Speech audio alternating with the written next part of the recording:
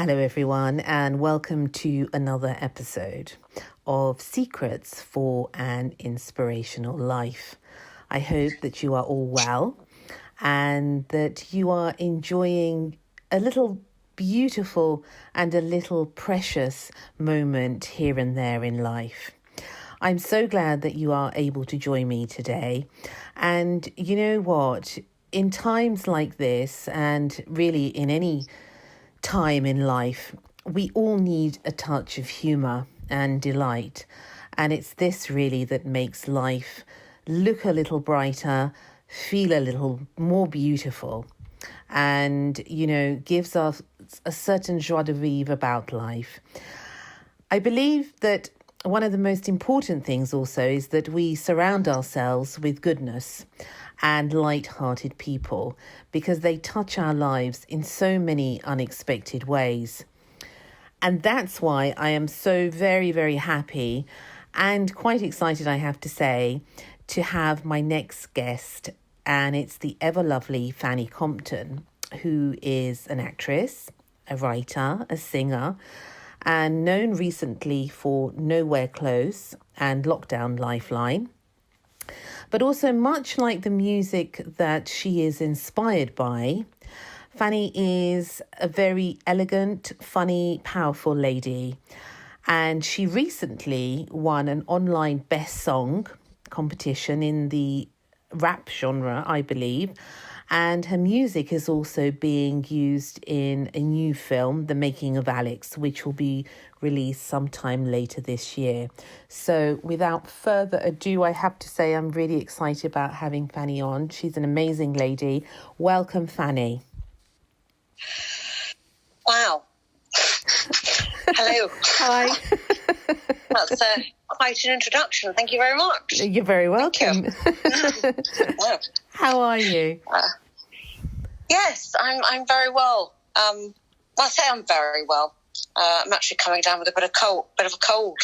Oh no! So, okay. yeah, Okay. What are you taking? But, anything? Am I taking anything? Yeah, are you taking anything for it? Nothing legal. No, I'm only joking. No, nothing. No, I'm not. There's worse things going around, isn't there? To be fair, I think at the moment. There are indeed. And how's it been for you, all of this lockdown and everything that's going on in the world? Well, we had a brief chat, didn't we, last week? Mm-hmm. And I mentioned to you then that although I certainly don't live as a hermit, my life hasn't massively changed since the isolation period. So I don't know. It is still very surreal and bizarre. And obviously, what I do mostly is create, especially for social media. And obviously, since the lockdown has started, social media has been inundated with creative endeavours, dancing, singing, this and what have you. And so I felt a bit lost, sort of finding my place again on social media, because, that's probably been the biggest change for me, actually. Has it really? In what way? Yeah, I've seen so many people want to be Elvis superstars also, and all sorts of things, and that you would never even imagine would be singing in their back garden with the dog. Exactly. Wow, everyone's that? So yeah, everyone's a singer. So tell us a little bit about what you do. And because I know you've got lots of creative things going on, and you are absolutely, I have to say to you, I follow your stuff, and I've said this to you before, it is so hilarious. And I actually gave it to my mum the other week to listen to, and she was really laughing. She was really laughing. And it's when you're the posh lady with the builders, I think it was, or the gardeners. I'm not sure which one. Oh, gosh, right, yes. Green fingers, that was, yes. But it's so funny. So tell us a little bit about what you do and how you got into it. Well, you say, what do you do? I'm still trying to fathom that out myself. I don't know. Aren't we all? Aren't we all? Yeah, I suppose if you had to put an umbrella term over it. Oh, God, no, actually, I was going to say an entertainer, but that's not, actually. I don't, well, fundamentally, I'm an actress, or an actor, if you want to be politically correct. But, an actor, and I've sort of, along the way, branched out into other avenues, such as, being a recording artist and things like that, which are sort of dreams that I followed along the way. But acting, as I've always said, I always say this, I pretty much kind of knew coming out of the womb, it was for me to tread the boards. That was my vocation. That is what I should be doing. So there's never really been any question of, I don't know, it's always been there, so it's only natural for me to follow it. And that's all I've ever done. And is it something that you did as a child as well? Well, yeah, I wasn't getting paid for it. I mean, that was in a living room or whatever, but not professionally, no. But I knew I wanted to do it. It's all I ever lived for. I was always the one walking around, putting on shows, walking around with a tape recorder, recording poems, harmonising with songs, dancing, whatever it was that I could perform in some which way, any way, painting, whatever, anything creative, but, definitely for the stage. It's always what I wanted to do. So, yeah, there's never been any question. I've been quite fortunate. I've never had to wonder what it is I wanted to do with my life. Ever. That is a gift, because I always think to myself, when I look at other people and then I look at myself and I think, well, it's like I've always wanted to be a writer. And it's something that isn't it, innately when you're young as a child, what makes you happy. It's that go-to place also, isn't it? When maybe you're not feeling so good or you're feeling sad, it brings some sort of a light back into your life. Oh, absolutely, for sure. And, without getting sort of too deep into it, acting sort of, I would class it as acting. So for the last sort of few years, 3 to 4 years, I've been mostly known on social media for, again, as I think I told you, for comedic skits or comedy sketches, impersonations, characters, this sort of thing. That's what I've been known as. And it's actually that which, I don't want to use the term saved me, because that's a bit, but it got me out from somewhere which was so horrifically dark. And it didn't, single-handedly do that, but it had a large part to play in getting me out of somewhere which was very, just terrific. So it saved me. And actually, interestingly, that is how my whole kind of persona and social media presence was born. I don't know how I quite got onto this. I've forgotten. But you were talking about, acting, sort of being able to lift you out of those. And, yes, I kind of, I found part of myself strongly through sketches and through characters, finding characters and acting and being someone other than self. I found that really strongly in the last few years, and being so unwell mentally at the time, so that really, it pulled me out and has gotten me to a place where I never at that time could have dreamt where I'd be now. And that's all through, I say, the power of, channeling my creativity into what I always wanted to do. Creating my own characters, creating my own situations, monologues, whatever that is, even singing, all of it, whatever it is, writing songs, they're all parts of myself that have helped me to get better, actually. So, yeah, interesting. It is interesting, it is, because I know artists, and I can speak also for myself, somehow they say, artists are people that we all tread this fine line, I think, through life and trying to keep ourselves sort of, like a trapeze artist on the right path. And I think what happens is that when we deny that, who we are, this is when we start to find it difficult, especially people who have this creative streak. I know friends of mine say to me, you know what, Mimi, if I have a friend who's a singer, if I can't sing, I'm going to go crazy, because it's something, in a way, Fanny, greater than you. It needs to come out and materialise. Yeah, for sure. I never dreamt at the time it would. Well, it's again, I keep going back to social media, sorry, but it's that whole thing, that whole platform was there. Had that not been there, I wouldn't have had the means to kind of do that as such, rather than just talk to myself in my room, sort of doing it. Do you know what I mean? The platform sort of helped that along with my desire to create these characters. There was suddenly an audience there which wasn't available to me at that present time for various reasons. I wasn't well enough to go out and audition for a theatre job. I wasn't well enough to do this, that or the other. But I could get lost in these moments of creation where they belied what was actually going on with me. But in turn, they ended up making me better. And I had that audience which didn't see how ill I was or anything else other than what it was I put on the platform.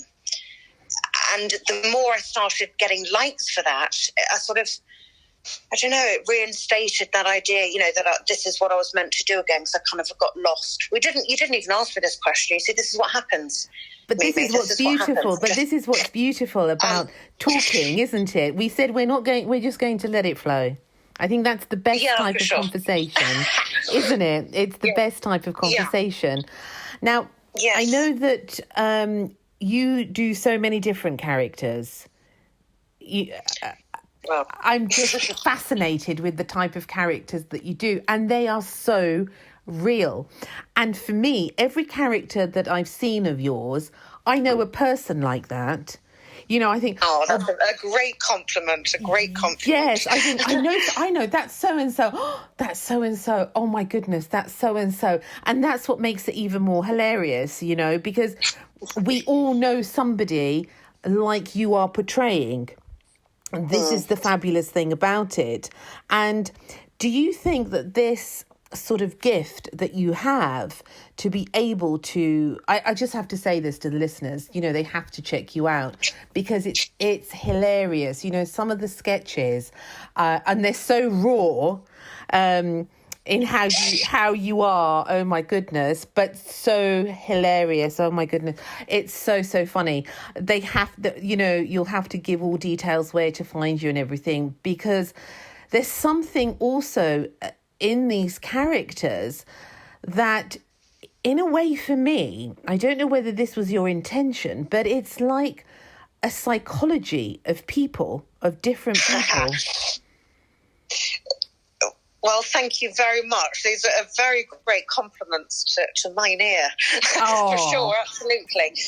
It's better than the usual, oh, yeah, that was well funny, mate. I appreciate that. Because I do. I've got a psychology anyway. It's a great fetish of mine. Don't get me started. But studying behavioural traits of people, and it's all about what people don't say, and your body language. I've got all of that. I'm a great observer anyway, but psychologically I really love to get to grasps with certain stereotypes of people, and portraying that in a truthful but heightened way. But yes, so no, I appreciate that compliment very much. I mean, you're very welcome, because for me, it's not only that it's funny, it's actually it goes on a deeper level. And I wanted to ask you, actually, was that intentional?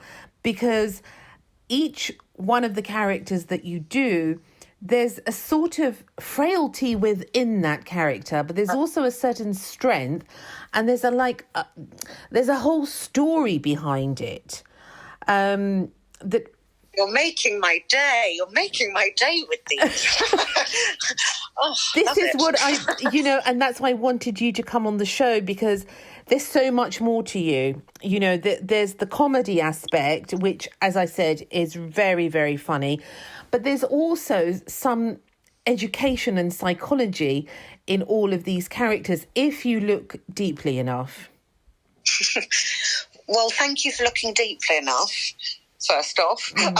You're welcome. Yes, I do appreciate that, because I always strive for truth over funny, because funny comes from truth, which I think some people get wrong, you know. And yeah, and in truth, there are, again, what I've tried to focus on, those nuances of human character, and they're not just to be hazed over in one mass, you know. It's and with regards to the strength and the frailty, I think anyway, and I think Mel Streep alluded to it in one quote that I cannot remember now, but something about you're sort of playing elements of yourself in every character you're giving yourself. You're just altering that slightly, or, you know, upping the ante in some respects. But we all have our own levels of vulnerability and frailty, but also strength. It's just whether you're prepared to show it. And I think as an actor, you have to 100% show that, because being multifaceted is what makes a real human. They're not all just of one thing. So, yes, I appreciate that compliment, that they're more than just a funny, because I never set out actually to be funny. I set out to be truthful, and I guess I played that up, you know, a little over as time has gone on. But yeah, it's about being truthful to those characters, and and it does come across, because in a way you could have a whole series just on that one character, because the character is complete in itself, that somehow you can, for sure, can associate with them on some level. You know, it's like, I know this person. You make these characters personable, and they are unique in some way, and yet they are also a realization of some types of people and characters, different types of characters that we have, you know, in everyday life. Yeah, for sure. I remember I was younger, my mother, she didn't have a lot of money. I've already forgotten why I'm telling this story, but I'll tell you. My mother, she didn't have a lot of money. She was kind of on the poverty line. I say kind of. She was really on the fucking poverty line. We had no money. And it was always her wish to kind of, I suppose, make me better than I'd started out in life.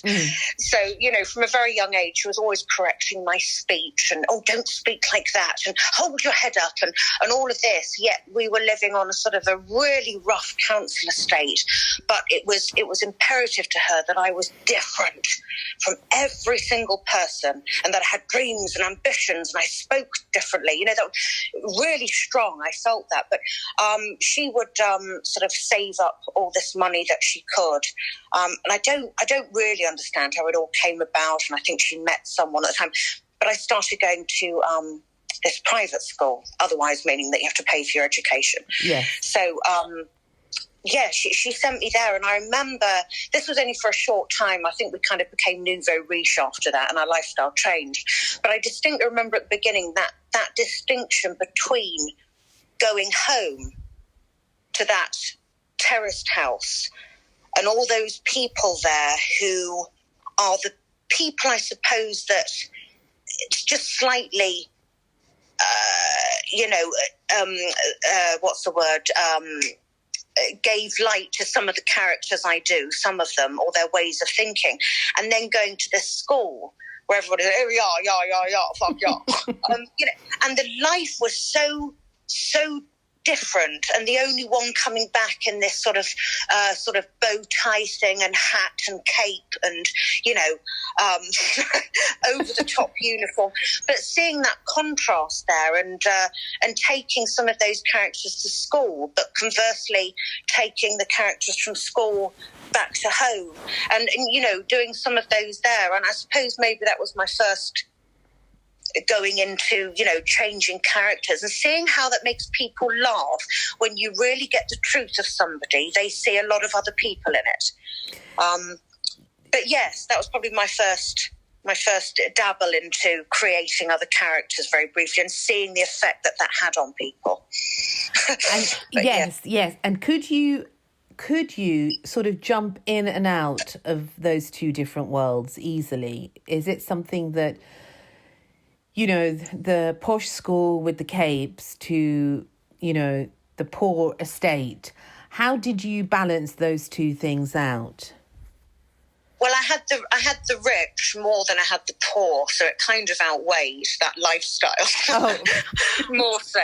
But I don't know, I've always kind of had a love. Do you know the programme Shameless? No, I've heard of it, but I've never ever watched it.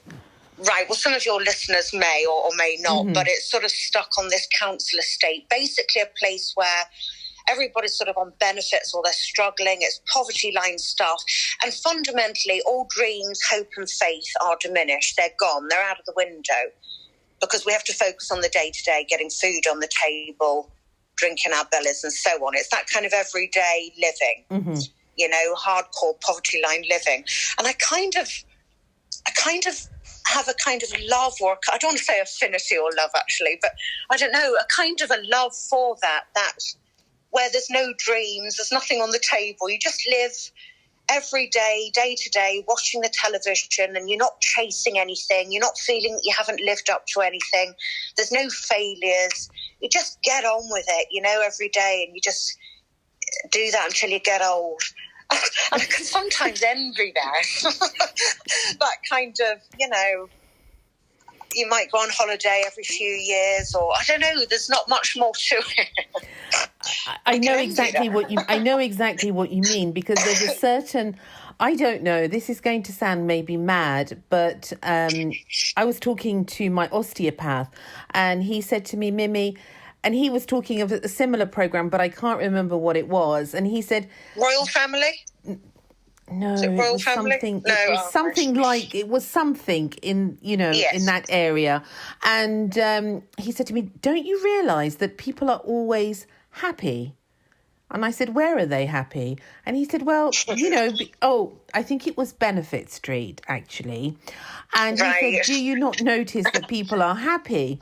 And I said, well, I have watched. And I said, well, they are actually, because there's a sense of community. And, well, yeah, of course, yes. And I said, well, I have. And he said, well, maybe we've got it all wrong. And it was just such an interesting flip of the coin of really what does make us happy in life? What is it really that makes us happy? Because, people say, I want to be happy. I have so many people say to me, I want to be happy. And, happiness is not a destination. It's momentary. If we can grab happiness here and there. I don't know. What makes you happy, Fanny? Do you know what? I've got a bit of a gripe with the word happy. Have you? Please share. Please share. Because I think it kind of goes in ranking. So you've got pleasure, you've got being happy or happiness, then you've got joy, and then you've got bliss. And so I kind of try and not aim for pleasure or happiness and more for joy or bliss, because happiness is very akin to pleasure in that it is fleeting and it is dependent on exterior. Whereas joy and bliss is dependent on what is going on inside and can't be swayed by exterior. So happiness is, I'll be happy when I can get that job. Oh, I know I'll be happy when I've lost 3 stone. Oh, I know I can be happy when, that man says yes to me. It's so dependent, happiness. And happiness can be, I was happy yesterday, but I'm not today. So it seems a bit erratic and a bit, I don't know, bit flighty for me, the word happiness. And I may be going too much into it, but I think going down that ever so slightly, if I'm erring on that Buddhist route, but we should seek more joy and bliss. So that's why I've got a bit of a gripe with happiness. Like, what makes you happy? Well, you know, who aims for that? Anything can make me happy for an hour. I can have sex. I can watch a film. I can eat a piece of chocolate. You know, oh, I'm happy now. Oh, but now I'm not again. It's too fleeting. So I think we should be aiming for something which cannot be swayed, as I say, by exterior. You know, I hear something on the news and I'm sad again, or whatever it is. And joy and bliss, they're something that comes from within, you know, is stronger, I think. I totally agree with you. And I came to the conclusion that it actually wasn't happiness. It was actually serenity and peace. Right, yes. So long as, you know, as long as I was in this state of peace, and no matter what happened on the outside, there was this sanctuary within me that I could somehow find, even for an hour or two, a place of safety and retreat. Then that is what I'm aiming for in life, because, and I take it day by day, one of the worst things I think is when we look to the past or we look too much to the future, because neither belongs to us in some way. For sure, yeah. We only have the now, and that's why I'm interested in your views, because I know that you now, are you a Buddhist, Fanny? Look, the spiritual journey is a complex and long one sometimes. So I wouldn't want to place myself in a category of the Buddhist box. I wouldn't want to place myself in there necessarily anymore. I would say possibly if I would, and I don't like using the word follow either, but the closest, like there's like a follower of someone like Osho, if you're familiar with him. Yes, I am. But more his teachings. I don't find many people who share my views on that or his liking of him, but maybe I'm in the wrong social circles. But anyway, but yes, more so, but this more liberated thinking for sure. And you know what it all boils down to? Just fucking knowing that the answer is within. There's no more to be said fundamentally. There is absolutely no more to be said. The only thing is that each individual has to find the way in which they find the answers to those questions. That is it. I love that. That is absolutely, yes, that's very clear, and that's very, very true. And it's wise words indeed, because we spend a lifetime searching for something, and yet we are the treasure. We're the treasure. Oh, yes. You know, did you ever watch that film? Yeah. Oh, it was a long time ago, but I remember being really little and watching it, and sort of it took me years to understand it, but I kept watching it. Jewel of the Nile, with Michael Douglas, and I think it was Kathleen Turner. Never heard of it. Okay, so there's Danny DeVito, and then they've got this... they're looking for the treasure, obviously, and they embark upon this journey from what I can remember. And they have this, like a holy person with them, but they're going and trying to search for this treasure. And finally, when they get to the treasure, it's very loose. The story is very loosely like that. They find out actually it's the holy man that's the treasure. He's actually the jewel of the Nile because he's the holy one with the wisdom. So it's like we're searching, and yet it's here. It's like in The Alchemist, you know, we're looking, but it's really with us. Again, what I'm saying though, everyone looks to exterior rather than what's within. And when you keep looking to exterior to fill, the hole will ever only keep getting deeper. It's like a vortex. You can keep putting it in and it might fill for a while, but it will keep going down. And you'll keep chasing that and chasing it and filling it with the clothes, with the money, with sex, whatever it is, alcohol, whatever it is. You'll keep chasing it. You will never get full. because it's all within, but people don't want to look within because it's hard work, because it hurts, because, for varying reasons. But absolutely. And what has helped you to look within? What can you, if you were to give some advice, I mean, what has helped you, and where do people begin? Because so many times people don't know where to begin. Well, I'm no guru, so I don't know. I mean, that's such a... Where do you begin to tell somebody to look within? I mean...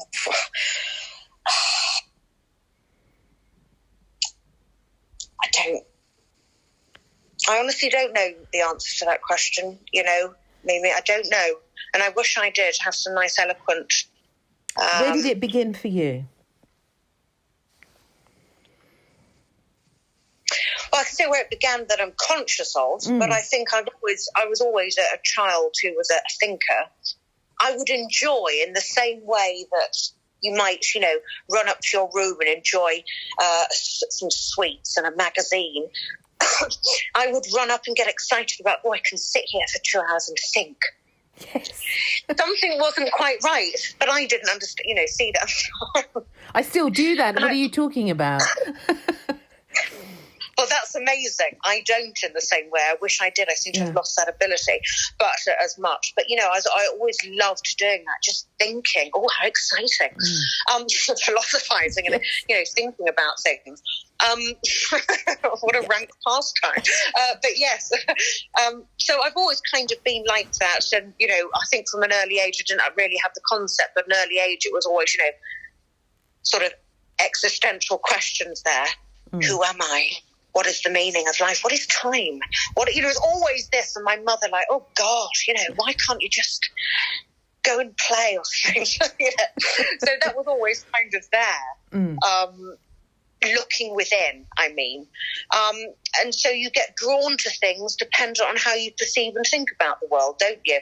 So in my early 20s, I somehow, and can't remember how, got drawn into a Buddhist meetup, which was every week. And we would just talk and meditate. And I know how that'll sound to some. I'm fully aware, just like, what? Yeah. And I couldn't stop going back. It got a bit addictive. And I guess it hooked me after the first time, or was it the second time I tried to meditate. And it felt like what I can only assume would be akin to having something like LSD, but with my eyes shut. It was like a lifting sensation and kind of out of body. And I hate people who I hear say this, like, I had this moment and this happened. I'm like, fuck off. But it really, really was. And I was like, OMG. It felt like my body had just ever so slightly lifted out of the chair, because I'd become so relaxed, I didn't feel the weight of my own body. And then when my mind became emptier, became whiter and just more space, it was really weird. I had this sensation of lifting. And I was like, fuck, I like that. And that, for right or wrong reasons, got me a bit addicted. And I thought, there's something in this. And then obviously a few years down the line, I was going to more retreats. And then I went to one called Vipassana, which is quite hardcore. It's in Hertfordshire in the UK. And anyone who has done it will know it's quite hardcore for the first time you do it. So it's 10. Am I answering the question, or am I Absolutely. going on? I love it. Keep going. It's fascinating. I thought I was quite hardcore. I was like, I can do any retreat. Even I'm a practicing Buddhist, but I'm still competing with you all. Yeah, I can so do this. Hardcore, whatever. So I went along to this Vipassana, say in Hertfordshire, and it's a 10-day or 10.5-day retreat, and it's a silent retreat, and silent does mean silent. All the way through. I mean, you might get yes, absolutely. Absolutely. So that's to nobody, not to anybody, unless it's an absolute emergency. But so it's silent. And obviously, as with all Buddhist retreats, there's no technology, no phones, no computers, no connection to the outside world as we know it. You can't just make a call or whatever. And vegetarian food, which is great. I mean, it's really great places, these, retreats, if it's your thing. Yeah. Yes. But this was particularly hardcore. You're up at 4 o'clock in the morning and you were meditating by 4:30. And the whole day was just, it's like 12 to 14 hours of meditation and silence. And it's still a very surreal time when I look back at it. But I think in part that changed me just a little, that retreat. It's one of those things, again, which I say to other people, when you're faced with self and not allowed to be distracted, when you're really hardcore faced with self, you'll either break or you'll find yourself completely and wholly and enter a new, whatever it is. Dimension. I broke completely and ashamed looking back at myself, kicking the walls, screaming, crying, can't do this anymore, let me the hell out, you're all crazy. Yeah, I'm ashamed looking back, but it was part of my process. And I had one of the, what do you bloody call them? What do you call them? The leaders, the teachers. Yeah, it wasn't called, I'll call him that for now, who sort of spoke to me and, it just made me realise this was self. This is the whole idea. You've got to confront.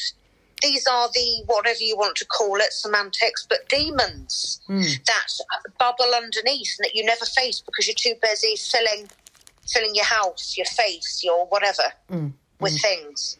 Filling the emptiness. Of course. And just so much sadness and loss and whatever came up to that surface that I hadn't dealt with. You think you have. It was a real breakdown. It was a real kind of breakdown, but a necessary one. Did it help you? Yeah. Did it help you? Did it help you progress along your spiritual path, do you think? Oh, yes, it helped me. It wasn't a defining moment, but absolutely, yes, it helped me for sure. And I'm forever grateful to it. I'm still trying to build the courage up to go back. Do they still run, though? 10 day. Oh, yes, absolutely. It still runs. I would suggest anybody checks it out. It's called Vipassana, VIPASSNA. And I say it's in Hertfordshire in the UK. It's free of charge, but it's bloody hardcore. I would suggest nobody go unless you are prepared. It's not easy. It really isn't easy, but it's, so many people are dropping out. It was like crying and screaming. It was like some nut house it turned into by the end of it. But I guess that's what nut house is, if you want to call it that. Sorry for the whatever. But it is kind of what it is. It's repressed feelings, a lot of it. And then when it gets out, the emotional state's too high and it can't be dealt with. It's very true. And they say that some of the most spiritual people and highly, really elevated people are deemed to put a word to it. People call them crazy, but they're not crazy. It's because nobody understands them because they are so elevated in their state. Absolutely. But it's the balance, isn't it, Fanny, to find in your life? Course. This is it. Yeah, of course. All about the balance. Absolutely. All about the balance. Now, tell me, what is it that do you feel that all of these experiences in your life makes you feel different or unique, that adds to this success of yours, that you're able to see so deeply into people to create these characters? I joke about being a narcissist, and I hope it is a kind of joke, but I do it a lot, I'm narcissistic or what have you, but I kind of feel I've always been a bit unique. But then again, I think everybody should feel that, shouldn't they? Absolutely. As a human being. It's true, we are. It's just that we don't embrace it. We don't embrace it. Yeah, but I've always been really aware of my uniqueness. Well, that's wonderful. But in saying that, you can sound a bit of a wanker, can't you? Oh, I know I'm unique. I know I'm different.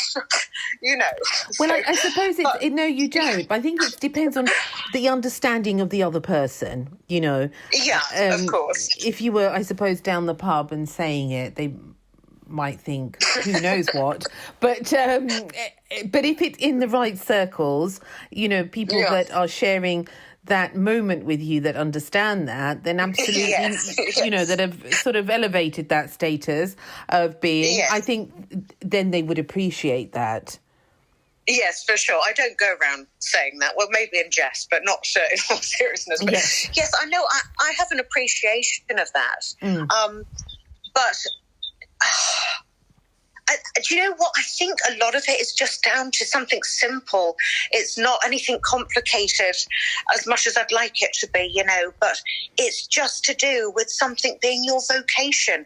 If there's anything in this one world, you're born to do that, every fibre and essence of your being will focus, you know, subconsciously or not, on a way in which to do that, to better yourself at that, to become that, to...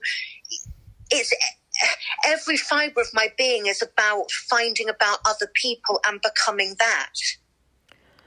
That's absolutely amazing. That is wonderful.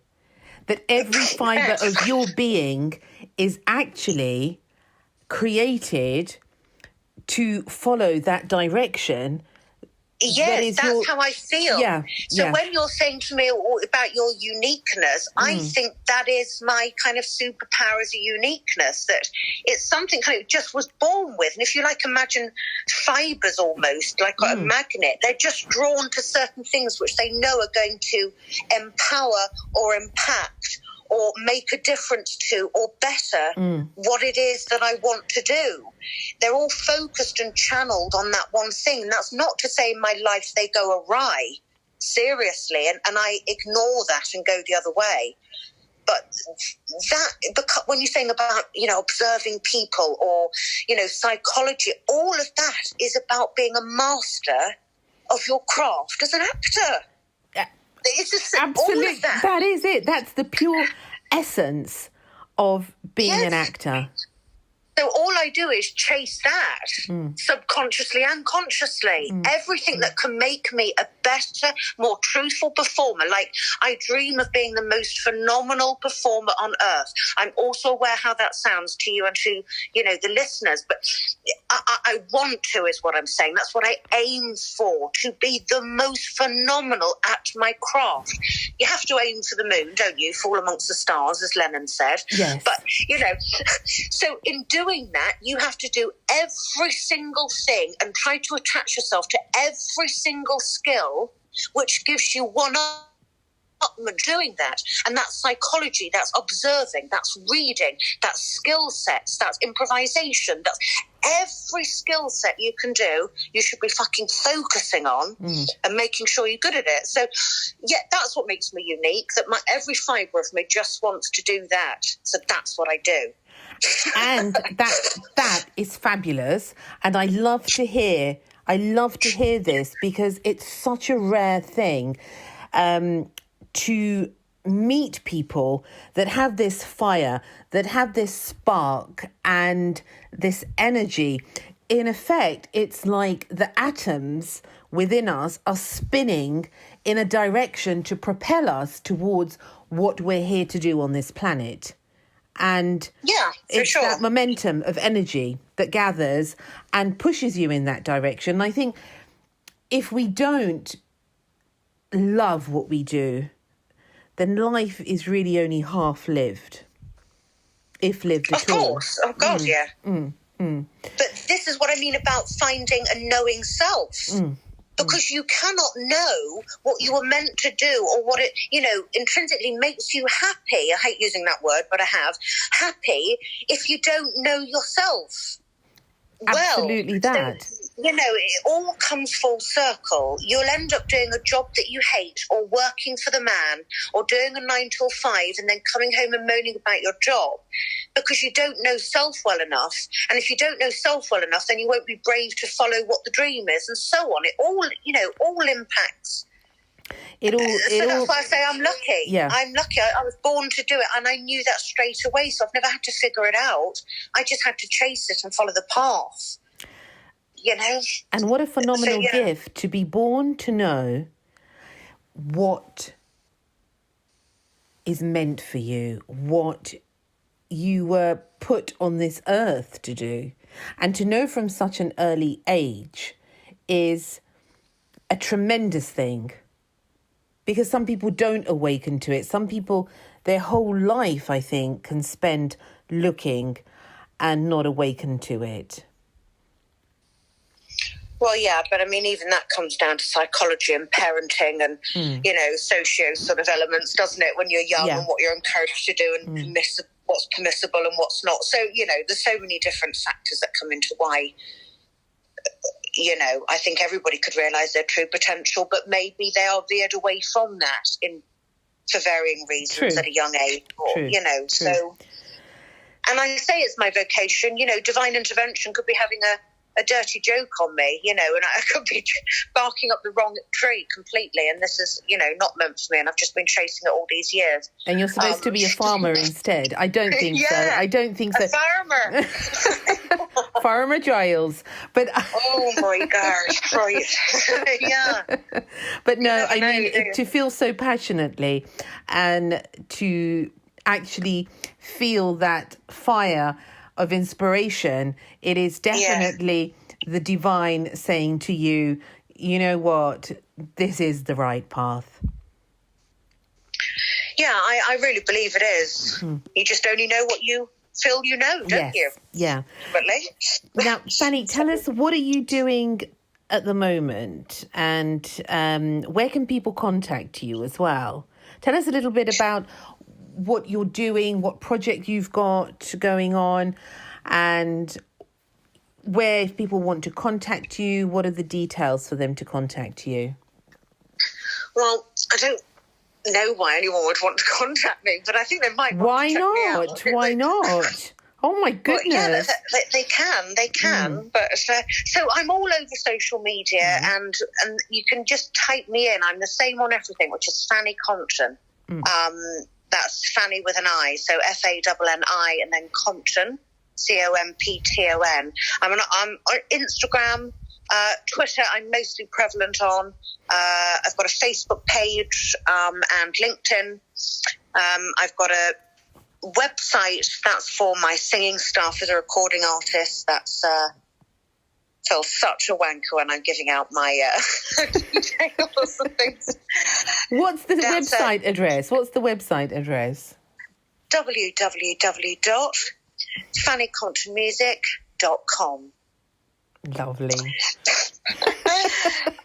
But obviously that's come to a halt because I can't get in the recording studio due to lockdown and what have you. But my EP is on there and a couple of other tracks and what have you.